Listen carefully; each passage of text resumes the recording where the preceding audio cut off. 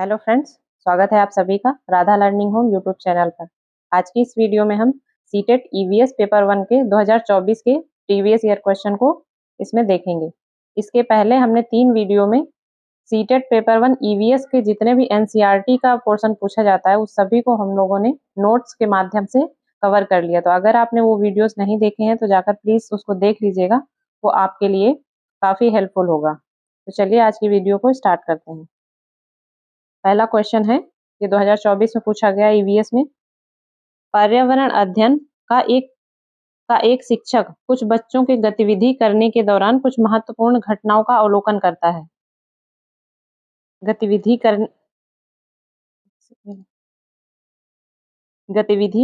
करने के दौरान कुछ महत्वपूर्ण घटनाओं का अवलोकन करता है तथा उसका एक वर्णनात्मक टिप्पणियां भी दर्ज करता है। निम्नलिखित में से कौन सा आकलन का उपकरण हो सकता है? एक पर्यावरण अध्ययन का एक शिक्षक है जो कुछ बच्चों के गतिविधि करने के दौरान कुछ महत्वपूर्ण घटनाओं का अवलोकन करता है। किसके दौरान? महत्वपूर्ण घटनाओं गतिविधि के दौरान कुछ महत्वपूर्ण घटनाओं का अवलोकन करता है तथा उसका एक वर्णनात्मक, इसको याद रखना है, वर्णनात्मक टिप्पणियां भी दर्ज करता है। निम्नलिखित में से कौन सा आकलन का उपकरण हो सकता है? तो यहाँ पर वो आकलन जो कर रहा है वो किसके माध्यम से कर रहा है? तो पहला ऑप्शन है पोर्टफोलियो, दूसरा अवलोकन सूची, उपख्यानात्मक अभिलेख और रेटिंग स्केल। तो इसमें इसका आंसर हो जाएगा, जब वर्णनात्मक टिप्पणियां दर्ज की जाती हैं इसका मतलब उसका वर्णन किया जा रहा है, तो उसका होगा उपाख्यानात्मक अभिलेख। पोर्टफोलियो में जो बच्चा पिछले समय में उसकी जैसी गतिविधियां रही होती हैं, जैसे मान लीजिए एक प्रकार का प्रतिबिंब, उसका 1 साल का जो भी उसने सीखा वो किस तरीके से रहा, उसका जो आकलन होता है वो पोर्टफोलियो के माध्यम से किया जाता है। रेटिंग स्केल में ये संख्यात्मक होता है, लेकिन जब वर्णनात्मक होगा तो इसका मतलब वो उपख्यानात्मक अभिलेख के अंतर्गत आएगा। नेक्स्ट क्वेश्चन है, मोहन कक्षा 5 का एक पर्यावरण अध्ययन का शिक्षक है। वह अपनी कक्षा में निम्नलिखित गतिविधि को श्यामपट्ट पर लिखता है। अब गतिविधि क्या है? अपने माता पिता और दादा दादी के समय पानी की उपलब्धता के बारे में पता करें और उसकी वर्तमान स्थिति से तुलना करें। उपरोक्त गतिविधि के लिए निम्नलिखित में से कौन सा सबसे उपयुक्त होगा? तो यहाँ पर क्या किया जा रहा है? तुलना की जा रही है पिछले और करंट अनुभवों की। तो यहाँ पर क्या होगा? इसके लिए सबसे जो सटीक आंसर होगा वो होगा ऑप्शन सी, परियोजना। यहाँ पर उनको कुछ काम दिया जा रहा है जिसमें वो शोध करेंगे, तो ये किसके अंतर्गत आता है? परियोजना के अंतर्गत। अगला क्वेश्चन है, पर्यावरण अध्ययन की एक रचनावादी कक्षा में निम्नलिखित में से कौन सी क्रिया नहीं होती हुई दिखाई देगी? पर्यावरण की कक्षा है और कैसी है वो? रचनावादी है। अब इसमें देख लेते हैं कौन कौन सी क्रियाएं संभव है। पहला, बच्चों के अनुभव को सम्मान दिया जा रहा है। जो बच्चे पिछले समय में जो सीखे हैं उसके अनुभव को पूछेंगे और उसको ध्यान से सुनेंगे ताकि वो बताने में सहज महसूस करें। उसके बाद बच्चे सिर्फ जाने पहचाने सवाल हल कर रहे हैं। उसके बाद है बच्चे अवधारणाओं के बीच नई नई कड़ियों को जोड़ने में अपना अनुभव प्रयोग कर रहे हैं। बच्चे ठोस वस्तुओं पर क्रिया कर रहे हैं। जो ये 3 ऑप्शन है, पहला बच्चों के अनुभव को सम्मान दिया जा रहा है, इसमें भी बच्चों को महत्व दी जा रही है। उसके बाद जो ऑप्शन सी है इसमें भी बच्चे ही सबसे इम्पोर्टेंट हैं और ऑप्शन डी में भी कुछ ऐसा ही है। लेकिन जो ऑप्शन बी है इसमें बच्चों को थोड़ा निष्क्रिय कर दिया जा रहा है। लेकिन जो आपका ईवीएस का जो शिक्षण है उसमें बच्चों को बिल्कुल भी क्रियाशील नहीं करना है, या जो भी ईवीएस की पाठ्यचर्या है उसमें बच्चों को बिल्कुल भी निष्क्रिय नहीं करना है। अगर आपको ऐसा कोई भी ऑप्शन मिलता है तो आप उसको तुरंत गलत कर देंगे। तो इसमें से हमारा जो सही क्या नहीं होता हुआ दिखाई देगा तो ये ऑप्शन नंबर बी होगा। बच्चे ये सिर्फ जो शब्द है ये इसके लिए ठीक नहीं है। सिर्फ जाने पहचाने सवालों को हल कर रहे हैं, ये गलत होगा। बाकी सारे सही हो जाएंगे। अगला क्वेश्चन देखेंगे, राकेश कक्षा 5 का एक पर्यावरण अध्ययन का शिक्षक है। वह अपनी कक्षा में बच्चों से एक गतिविधि करने के लिए कहता है जिसमें सभी बच्चे यह अवलोकन करते हैं कि कौन सी वस्तु पानी में तैरती है और कौन सी वस्तु पानी में डूब जाती है। गतिविधि के दौरान के उपरांत कुछ बच्चे शिक्षक को पूछते हैं कि कुछ वस्तुएं पानी में डूब जाती हैं और कुछ वस्तुएं पानी में तैरती हैं, ऐसा क्यों है? निम्नलिखित स्थिति में एक शिक्षक को क्या सबसे उपयुक्त करना चाहिए? इसमें ऑप्शन इसमें वो दिए गए हैं पॉइंट। इसमें क्या शिक्षक को सबसे क्या उपयुक्त है जो उसको करना चाहिए? तो शिक्षक को बच्चों से कहना चाहिए कि ऐसा घनत्व के कारण हो रहा है। ऑप्शन नंबर बी, प्रत्येक बच्चे को निरीक्षण करने, अपनी टिप्पणियां दर्ज करने और उन टिप्पणियों का अर्थ बताने की आजादी दें। बिल्कुल सही है, तो बिल्कुल हो ही जाएगा। प्रत्येक बच्चे को परिकल्पना करने, परीक्षण करने और गतिविधि आधारित सामान्यीकरण करने का अवसर प्रदान करें। बिल्कुल। शिक्षक को यह कहना चाहिए कि इसका मुख्य कारण आप अपनी बड़ी कक्षाओं में समझेंगे, ऐसा बिल्कुल नहीं है। तो यहाँ पर क्या सबसे उपयुक्त होगा? तो इसके लिए देख लेते हैं आंसर। ऑप्शन नंबर इसमें पहला है बी और सी और डी और केवल ए या फिर ए बी सी। यहाँ पर हमने देखा जो ऑप्शन नंबर डी है, यहाँ पर बच्चों को कहीं ना कहीं निष्क्रिय किया जा रहा है, जो कि नहीं करना है। यहाँ पर जो ऑप्शन नंबर डी है, इसमें बच्चों को निष्क्रिय किया जा रहा है, जो कि बिल्कुल नहीं करना। इस प्रकार हमारा जो आंसर होगा ऑप्शन नंबर ए, बी और सी, ये तीनों हो जाएंगे। हमारा आंसर होगा ऑप्शन नंबर डी। अगला क्वेश्चन है, नीचे दिए गए कथनों ए और बी पर विचार कीजिए। कथन ए में दिया गया है, सन 1969 में नील आर्मस्ट्रांग चांद पर उतरने वाले पहले व्यक्ति थे। बिल्कुल सही है।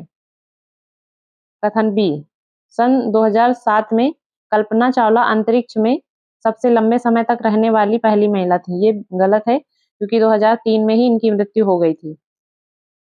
तो इसका आंसर क्या हो जाएगा, देख लेते हैं। ए और बी दोनों गलत हैं, ये तो नहीं होगा, गलत है। ए सही है परंतु बी गलत है। हाँ, तो ये आंसर हो जाएगा। ए सही है परंतु बी गलत है। अगला क्वेश्चन है, निम्नलिखित में से सही विकल्प का चयन करें। कथन है, पर्यावरण अध्ययन की पाठ्यचर्या थीम पर आधारित है। जो पर्यावरण अध्ययन की पाठ्यचर्या है वो थीम पर आधारित है। सही, बिल्कुल सही है। और प्रत्येक थीम अंतः संबंधित है। बिल्कुल सही बात है। कारण, पर्यावरण अध्ययन के पाठ्यचर्या को थीम आधारित रखने का सबसे मुख्य कारण है कि इसे हर थीम होगा यहाँ पर, हर थीम की गहरी समझ बनती है और हर थीम की शुरुआत सवालों से होती है। तो यहाँ पर जो आपके दोनों कथन हैं, ये दोनों बिल्कुल सही हैं। जो पर्यावरण अध्ययन की पाठ्यचर्या है वो थीम पर ही आधारित है। उसमें जो थीम दी गई हैं आपको, वो अंतः संबंधित हैं। भोजन, आश्रय, ऐसे करके आपकी थीम है। कुल 6 थीमें हैं, सॉरी थीम्स हैं, और वो थीम्स आपस में सभी कनेक्टेड हैं, अंतः संबंधित हैं। तो ये आपको दोनों जो आंसर हैं, कथन और कारण दोनों सही हैं। इसका आंसर हो जाएगा, कथन और कारण सही हैं, लेकिन कारण कथन की सही व्याख्या नहीं करता, गलत है ये। कथन सत्य है लेकिन कारण असत्य है, गलत है ये भी गलत हो जाएगा। ये कथन और कारण सही है और कारण कथन की सही व्याख्या करता है, बिल्कुल सही। तो इसका आंसर हो जाएगा ऑप्शन नंबर डी। आगे बढ़ेंगे, निम्नलिखित में से सही विकल्प का चयन करें। कथन क्या है, एनसीईआरटी के पर्यावरण अध्ययन के पाठ्य पुस्तक के पाठ में आम जिंदगी की वास्तविक घटनाओं, रोजमर्रा की समस्याओं और आज से जुड़ी कुछ ज्वलंत समस्याओं को रखा गया है। बिल्कुल सही है। एनसीईआरटी के पर्यावरण अध्ययन के पाठ्य पुस्तक के पाठ में बिल्कुल आम जो जिंदगी है उसको वास्तविक घटनाओं से, जो रोजमर्रा की लाइफ है, उससे कनेक्ट करके दिखाया गया है। कारण इन सभी समस्याओं पर बच्चे खुलकर बहस कर सकें, समस्याओं से अवगत हों, उनके प्रति संवेदनशील बने और सही समझ बन सके। तो ये दोनों कथन, जो कथन और कारण दोनों ही सही हैं। तो इसका आंसर क्या हो जाएगा, देख लेते हैं। ऑप्शन नंबर ए में कथन और कारण सही हैं, लेकिन कारण कथन की सही व्याख्या नहीं करता, ये गलत है।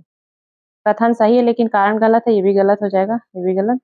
कथन और कारण सही है और कारण कथन की सही व्याख्या करता है। तो इसका आंसर हो जाएगा ऑप्शन नंबर डी। अगला क्वेश्चन है, अर्चना कक्षा 4 की एक पर्यावरण अध्ययन की शिक्षिका है। वह अपनी कक्षा में बच्चों के 2 समूह बनाती है और विद्यालय में यूनिफॉर्म होनी चाहिए या नहीं, इस विषय पर वाद विवाद गतिविधि करती है। अर्चना ने अपनी कक्षा में वाद विवाद क्यों कराया? निम्नलिखित में से कौन सा सबसे उपयुक्त कारण हो सकता है? यहाँ पर कारण देख लेते हैं। पहला है ए, वाद विवाद से बच्चों को किसी बात के विभिन्न पहलुओं के बारे में सोचने, यहाँ पर सोचने होगा, सोचने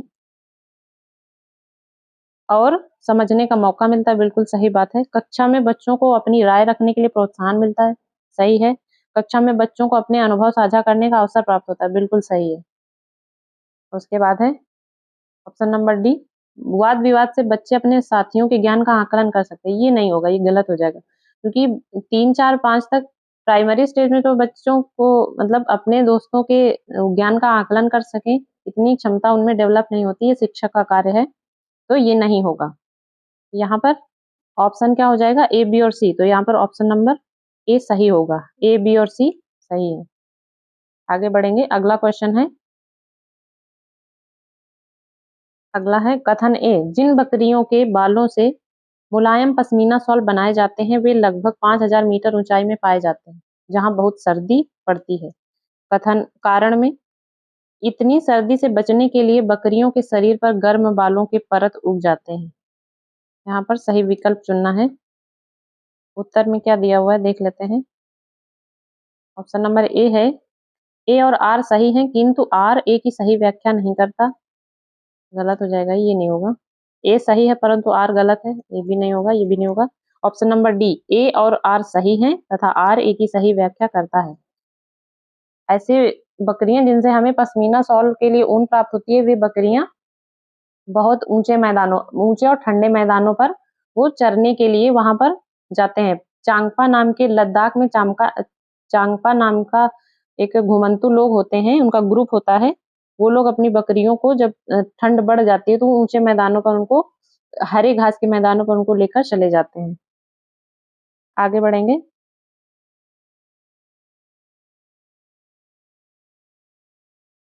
अगला क्वेश्चन है, कथन ए, जैव मात्रा एवं जीवाश्म ईंधन दोनों ऊर्जा के परंपरागत स्रोत हैं। कारण, पारंपरिक स्रोत वे हैं जिनका स्वभाव नवीकरणीय होता है। तो यहाँ पर देख लेते हैं, जैव मात्रा और जीवाश्म ईंधन दोनों ऊर्जा के परंपरागत स्रोत हैं। परंपरागत स्रोत वे होते हैं जो बहुत लंबे समय से जिनको हम यूज करते आ रहे हैं, जैसे पेट्रोल हो गया, इन सभी को हम बहुत लंबे समय से इसको यूज करते आ रहे हैं। ये तो सही है। आर है कारण, पारंपरिक स्रोत वे होते हैं जिनका स्वभाव नवीकरणीय, नहीं, पारंपरिक स्रोत ये नहीं होते। पारंपरिक स्रोत ये हैं जीवाश्म ईंधन, जिनका हम बहुत लंबे समय से यूज करते आ रहे हैं। नवीकरणीय स्रोत वे होते हैं जो, जैसे सौर ऊर्जा हो गई, जिसको फिर से, जिसमें नवीकरण का गुण होता है उस, तो यहाँ पर ये कथन देख लेते हैं आंसर, ए और आर दोनों गलत हैं, ये नहीं होगा। ए सही है और आर गलत है, हाँ ये हो जाएगा, ए सही है। तो जैव मात्रा में जीवाश्म ईंधन दोनों ऊर्जा के परंपरागत स्रोत हैं। ऑप्शन नंबर बी सही आंसर हो जाएगा। अगला क्वेश्चन है, बंगाल की खाड़ी पर समुद्र तट वाला राज्य या केंद्र शासित प्रदेश निम्नलिखित में से कौन सा है? इस तरीके से कुछ हमारा भारत का मैप होता है। निचले हिस्से में दक्षिणी भारत, इधर है bay of Bengal, bay of Bengal, और इधर अरब सागर, अरब सागर, और यहाँ पर हिंद महासागर। अब हम यहाँ पर राज्य देख लेते हैं, केरल, तमिलनाडु, कर्नाटका तो इधर होता है। ऑप्शन में क्या है, आंध्र प्रदेश है, कर्नाटक, केरल और तेलंगाना। आंध्र प्रदेश इधर होता है और तेलंगाना यहाँ पर। तो इस प्रकार हमारा आंसर क्या हो जाएगा, option number A, Bay of Bengal की तरफ कौन सा है, आंध्र प्रदेश। आगे बढ़ते हैं, अगला क्वेश्चन है, गाय के आगे के दांत छोटे तथा पीछे के दांत चपटे और बड़े होते हैं, ऐसा क्यों होता है? तो गाय एक शाकाहारी जंतु है जिसमें विशेष प्रकार के दांत पाए जाते हैं। ऑप्शन देख लेते हैं। ऑप्शन नंबर ए में क्रमशः घास चबाने, मतलब जो छोटे दांत होते हैं वो घास चबाने, और जो पीछे के दांत होते हैं वो घास काटने, ये गलत हो जाएगा। उसके बाद है क्रमशः घास काटने तथा घास को उतारने, यहाँ पर कुतरने होगा, ये भी गलत हो जाएगा। क्रमशः घास कुतरने तथा घास को काटने, ये भी नहीं होगा। ये क्रमशः घास काटने और घास चबाने, जो दांत आगे के छोटे वाले होते हैं वो घास को काटते हैं तथा पीछे के जो चपटे दांत होते हैं उनसे वो घास चबाने का कार्य करते हैं। तो हमारा ऑप्शन नंबर डी आंसर सही हो जाएगा। अगला क्वेश्चन है, कोई व्यक्ति मृत सागर या नमकीन झील में नहीं डूबेगा, भले ही उसे तैरना ना आता हो। ऐसा इसलिए होता है क्योंकि, उत्तर में ऑप्शन देख लेते हैं। समुद्री जल का कम घनत्व, ये नहीं होगा। समुद्री जल का ना तो अधिक घनत्व और ना ही कम। ऑप्शन नंबर सी, समुद्री जल की मात्रा, गलत। ये ऑप्शन नंबर डी सही हो जाएगा। समुद्री जल का जो उच्च घनत्व, ये उच्च घनत्व के कारण व्यक्ति उसमें नहीं डूबता है। उसके बाद अगला क्वेश्चन है, बच्चा विभिन्न कुशल कार्यों जैसे खेती और दैनिक जीवन में उनकी विरासत बुजुर्गों से का वर्णन करता है। उपरोक्त कथन है, मतलब उसने जो जैसे कुशल कार्य जैसे खेती हो गया या दैनिक जीवन में उनकी विरासत, ये जो भी कार्य होते हैं तो वो जो बच्चा होता है वो अपने जो भी फैमिली मेंबर्स होते हैं उनसे कुछ ना कुछ सीखता रहता है। तो वो क्या कर रहा है, इसका वर्णन करता है। तो इसका मतलब क्या हुआ, उत्तर देख लेते हैं ऑप्शन में। सीखने के प्रतिफल हैं या सीखने के सूचक हैं या सीखने के उद्देश्य हैं या दक्षता कथन। तो यहाँ पर जो आंसर हो जाएगा, बच्चे ने अब सीख लिया है और उसका वो अनुभव बता रहा है, इसका मतलब वो सीख चुका है, तो ये प्रतिफल हो जाएगा, सीखने के प्रतिफल। यहाँ पर आंसर ऑप्शन नंबर ए सही हो जाएगा। उसके बाद अगला क्वेश्चन है, उबला हुआ दूध पेट में पचने में कितना समय लेता है। इसका आंसर हो जाएगा, देख लेते हैं। 3 घंटे, 4 घंटे, 5 घंटे या 2 घंटे। तो इसका आंसर हो जाएगा 2 घंटे। अगला क्वेश्चन, निम्नलिखित में से कौन सा समूह केवल तत्वों से बना है। तो देख लेते हैं। Bronze, copper, aluminium. अगला है स्टील, आयरन, जिंक। उसके बाद है टिन, लिथियम, सोडियम या सोडियम, ब्रॉन्ज और पोटेशियम। तो इनमें से जो ए, बी और डी, इनमें से ये जो धातुएं दी गई इनमें कुछ ना कुछ मिक्स किया जाता है तब इनका निर्माण होता है। लेकिन ये जो टिन, लिथियम और सोडियम है, इसमें ये बिना किसी मिलावट के एक ही परमाणु से बनाए जाते हैं। इसलिए इसका आंसर हो जाएगा option number C, tin, lithium और सोडियम। इसका सही जवाब हो जाएगा ऑप्शन नंबर सी। अगला क्वेश्चन है, दो भारतीय पक्षी वृक्ष या झाड़ी की डाली पर अपना लटकता घोंसला बनाते हैं। यह दो भारतीय पक्षी हैं, कौन कौन से देख लेते हैं। ऑप्शन नंबर ए में शक्कर खोरा और दर्जिन चिड़िया, बी है बसंत गौरी और शक्कर खोरा, अगला है दर्जिन चिड़िया और कालचिड़ी, डी कालचिड़ी और वीवर। इसमें से जो ये ऑप्शन नंबर ए शक्कर खोरा और दर्जिन चिड़िया, ये क्या करते हैं, जो दर्जिन चिड़िया होती है ये पत्तों को सीख कर अपना घोंसला बनाती है और शक्कर खोरा उसमें पेड़ की डाल में लटकता हुआ घोंसला बनाता है। तो इसका आंसर हो जाएगा ऑप्शन नंबर ए। अगला क्वेश्चन है, ये सभी जितने भी अभी आपको क्वेश्चन मिले हैं सभी मैंने पिछले 3 क्लासेस में नोट्स के माध्यम से करवा रखे हैं। अगर आपने वो नहीं देखा है तो प्लीज वीडियो को देख लीजिएगा पूरा, उससे आपको बहुत हेल्प मिल जाएगी। क्वेश्चन नंबर 18 है, एक हाथियों के झुंड में केवल हथिनियां और बच्चे ही रहते हैं।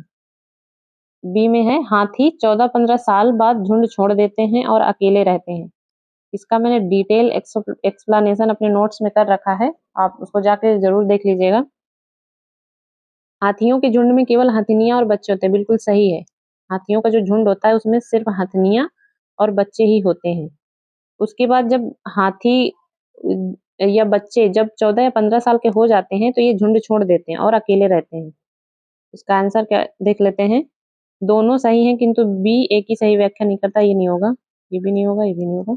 ऑप्शन नंबर डी, दोनों सही हैं और बी एक ही सही व्याख्या करता है। तो इसका आंसर हो जाएगा ऑप्शन नंबर डी। अगला क्वेश्चन है, एनीमिया के कारण बच्चे ठीक से बढ़ नहीं पाते और उनमें फुर्ती भी कम हो जाती है। नेक्स्ट है, एनीमिया बच्चों की शारीरिक और दिमागी तंदुरुस्ती पर असर डालती है। इसको भी मैंने डिटेल में एक्सप्लेन कर रखा है लॉन्ग वीडियोस में, तो आप लोग उसको जाके चेकआउट कर लीजिएगा। ऑप्शन देख लेते हैं, दोनों गलत हैं, ये नहीं होगा। ए सही है किंतु बी गलत है, ये भी नहीं होगा, ये भी नहीं होगा। इसका सही आंसर हो जाएगा दोनों सही है। एनीमिया हो जाने के कारण बच्चों में शारीरिक और दिमागी, जब आयरन की कमी हो जाती है तो बच्चों में शारीरिक और दिमागी तंदुरुस्ती पर असर पड़ता है। उनमें फुर्ती कम हो जाती है और एनीमिया के कारण बच्चे ठीक से बढ़ नहीं पाते, उनमें फुर्ती भी कम हो जाती है। दोनों सही है। आगे बढ़ते हैं। अगला क्वेश्चन है नृत्य के बारे में। निम्नलिखित में से सही मिलान चुनिए। पहला है बिहू असम, उसके बाद लावड़ी तमिलनाडु में, भरतनाट्यम उड़ीसा, कथक कर्नाटक। तो यहाँ पर जो कथक है ये उत्तर प्रदेश का है, भरतनाट्यम तमिलनाडु, लावड़ी महाराष्ट्र। देखिए ये जो पेयर है ये आपका बिल्कुल सही है। बिहू कहाँ मनाते हैं? असम में। एक प्रकार ये त्योहार है और इसको कहाँ पर? असम में मनाते हैं। अगला क्वेश्चन है पर्यावरण अध्ययन की बाल केंद्रित कक्षा में निम्नलिखित में से कौन सी क्रिया सबसे कम होती दिखाई देगी? ऑप्शन देख लेते हैं। बच्चों की गतिविधि के अनुसार बैठने की व्यवस्था में परिवर्तन होता दिखाई देगा। बच्चे कक्षा में चर्चा करते हुए अपने अनुभव बताते हुए भी दिखाई देंगे। बच्चे कक्षा में शिक्षक को सुनते हुए दिखाई देंगे और बच्चे तरह तरह की गतिविधियों में क्रियाशील होकर कार्य करते दिखाई देंगे। तो यहाँ पर आपको सिर्फ ऐसा ऑप्शन ढूंढना है जिसमें बच्चे निष्क्रिय हैं, वही आपका आंसर हो जाएगा। तो यहाँ पर बच्चों की गतिविधि के अनुसार बैठने की व्यवस्था में परिवर्तन होता है, इसमें भी बच्चे क्रियाशील ही होंगे। बच्चे कक्षा में चर्चा करते हुए दिखाई दे रहे हैं तो यहाँ पर भी बच्चे क्रियाशील हैं। बच्चे कक्षा में शिक्षक को सुनते हुए दिखाई देंगे, यहाँ पर बच्चे क्रियाशील नहीं है। इस प्रकार यहाँ पर ये आंसर, यही आंसर होगा आपका। कम लिखा हुआ है ना, कम होती दिखाई, तो ये जो ऑप्शन सी है ये आपको कम होता हुआ दिखाई। बच्चे शिक्षा को सुनेंगे कम, बल्कि वो कार्य में लगे हुए आपको दिखाई देंगे। बच्चे तरह तरह की गतिविधियों में क्रियाशील होकर कार्य करते दिखाई देंगे, क्योंकि बच्चों को तो कुछ भी आप कार्य दे दीजिए, कुछ इंटरेस्टिंग सा कुछ बनाने के लिए बोल दीजिए तो वो बड़े चाव से करते हैं, उसको बड़ा मन लगा रहता है उनका। अगला क्वेश्चन है कथन ए, ठंड के मौसम में छिपकलियां लंबी और गहरी निद्रा में चली जाती हैं। कथन बी, कुछ ऋतुओं में कुछ जानवर लंबी गहरी निद्रा में चले जाते हैं। उपर्युक्त में से सही कथन चुनकर लिखिए। इसको भी जो 3, 4, 5 की एनसीईआरटी वो सब मैंने कवर करे, उसमें ये बहुत बिल्कुल क्लियरली लिखा हुआ है, तो उसको आप जरूर चेकआउट कर लीजिएगा। इसमें ए है, दोनों ए और बी सही है परंतु बी ए की सही व्याख्या नहीं करता है। ए सही है परंतु बी गलत है, ये भी गलत, ये भी गलत। ए गलत है परंतु बी सही है, बी गलत है। दोनों ए और बी सही हैं और बी ए की सही व्याख्या करता है, बिल्कुल सही है। कुछ जानवर ऐसे होते हैं जो कुछ ऋतुओं में लंबी गहरी निद्रा में चले जाते हैं, जिनमें से छिपकली भी है जो कि ठंड के मौसम में लंबी गहरी निद्रा में चली जाती है।